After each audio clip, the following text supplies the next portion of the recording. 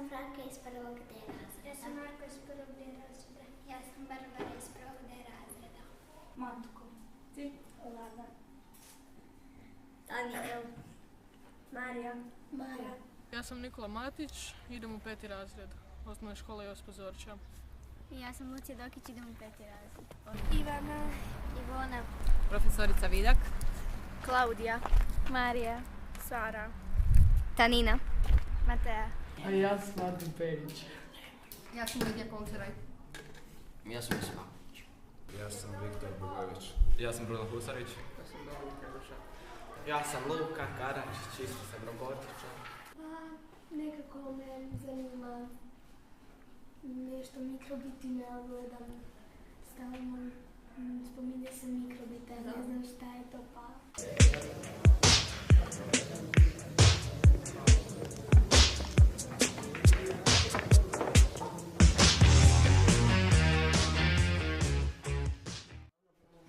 Spojeno je tako da tu su ova dva čavla koji očitavaju vlažnost ove zemlje. I ako je vlažnost veća od nekog broja, onda neće pumparač, nek će se tu pokazati smiješno. I to znači da je zemlja mokra. A ako je vlažnost manja od nekog broja, ne znam sad točno kojeg moram provjeti u programu, onda se pumpa uključuje na ovu tipku B. Evo sad je vlažnost zemlje 377. Ljudi, mi radimo na robotici ovaj sistem za zalijevanje biljke. Dominik, još neke bateriju. A ovo će zalijevati. Pumpa, profesore.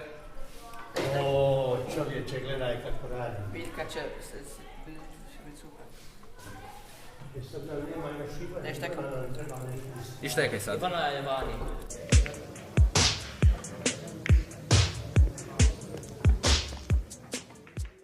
Ovo je pumpa koja će pumpat vodu.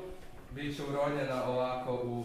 Ovaj dio će biti uronjen u neku posudu s vodom, ovaj tu će ispuštati vodu u biljku.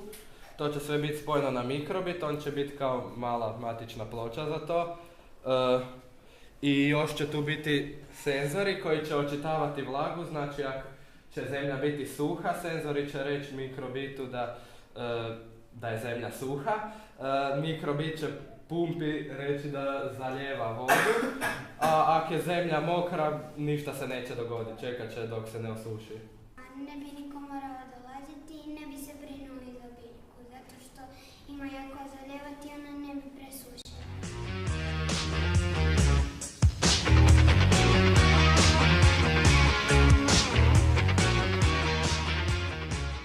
Računali smo na mikrobit i dobili smo neke papire i onda mikrobit i onda smo morali računati. I imali smo sa minusima. Koliko je pisalo, toliko smo puta morali stisnuti jedan gum, a toliko drugi gum. I onda kad smo bili završili sa tim računanjem, trebali smo stisnuti nešto iza i onda ponovo izračunati. Mi smo bili brži od mikrobita u zbrajanju i oduzimanju.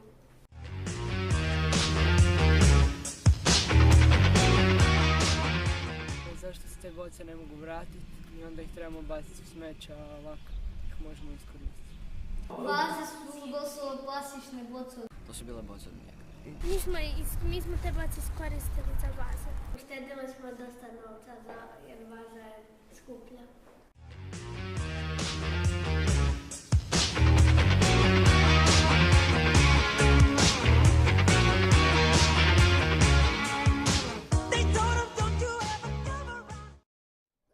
Ko će bolje zalijevati, mikrobit ili čovjek? Ja mislim da mikrobit više zalijeva, jer mikrobit zna kakva je zemlja, ili suha ili vlažna. Pa on kad popipa, on zna da li biljku treba zaliti ili ne. Koja će nam biljka na kraju bolje uspjeti? Pokušaj zamisliti. Od mikrobita. Od mikrobita. Od čovjeka, Ante ne odustaje od čovjeka. Mikrobit na vrijeme. Došlo na vrijeme kad je biljka suha, odmah zali. Da. A čovjek nekada zakasni. Jedna biljka je gore, a druga je dolje, dakle u boci. Koja će sve time što će biljka prije nanesti? Ja mislim da će donja zato gornjo ima rupica, tako da se voda od zgora odmah iscijedi dole. Mikrobit je spojen sa tim kablovima unutra, u tu zemlju kad... I onda može osjetiti. I onda znam kada je suho, kada nije. Koji nam je zaključak, što će biti bolje? Mikrobit. To svi mislite? Da. Možda će malo i ljudi, ali evo, ako su oni svi za mikrobite... Pa ne, svako ima svoje mišljenje na sve, kada što još ne znamo što će se desiti. U projektu smo radili fokus da vidimo koliko će dugo mikrobit uspjeti održati cvijeće i hoće li bolje održati mikrobit ili mi. Imali smo kontrolnu i eksperimentalnu biljku. Svaka je biljka imala mikrobit koji je očitavao vlažnost zemlje. I onda smo mi svaki ponedjeljak, srijedu i petak dolazili, upalili mikrobit, vidjeli što pokazuje, kolika je vlažnost zemlje i zapisali. Mi smo dolazili tu dan po dan da vidimo kakva je zemlja.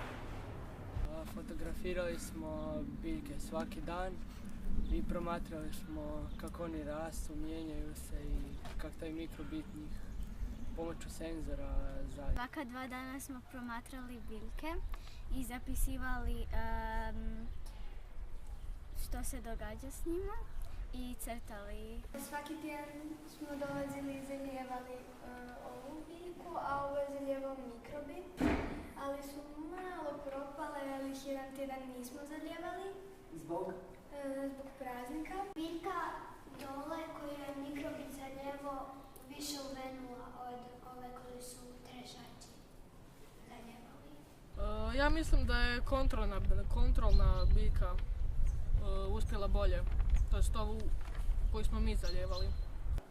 Malo su bolje ove koje smo mi zalijevali. Zato što mikrobit nekad nije radio, pa zbog toga se eksperimentalne biljke nisu dovoljno zalijevale. Mikrobit nije davao dovoljno vode biljkama. Nismo uživo mjerili rast biljke, visinu biljke, nego ćemo to napraviti na računalu pomoću fotografija koji su snimili sedmaši. Moja uloga je bila fotografirati te biljke iz iste pozicije svakih sat vremena 2 tjedna. Mi ćemo grafički prikazati koliko je brzo rastao list i cvijet. Te fotografije možemo iskoristiti kao time-lapse kako bismo dobili ubrzani rast biljke. Meni se sviđalo da smo imali ovaj projekt, zato što smo sada mogli znati puno više o biljkama. Hoće biti onih na kraju bloopers, ono? Ne. Bravo, Kara. Treba razmišljati. Dobro, imaš like. Ja bi imala takve biljke, ali ne žice, zato što se možemo, struja nas može stresti. Ajde. Mislim da pada drvo. Baterija se može isprazniti, pa mi ne znamo je li biljka dobiva vodu ili ne. Aha. Ko će to reći? Nije mi jasno kako se zove, zaboravio sam to G. Ko? To što ćemo raditi. Šta ti misliš? Pa ne mislim ništa. Možemo se i popiknuti.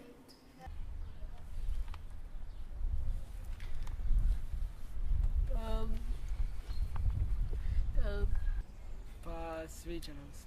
Zašto je zanimljiva ideja. Da, mi to obožavamo raditi, to je nešto što smo uvijek htjeli.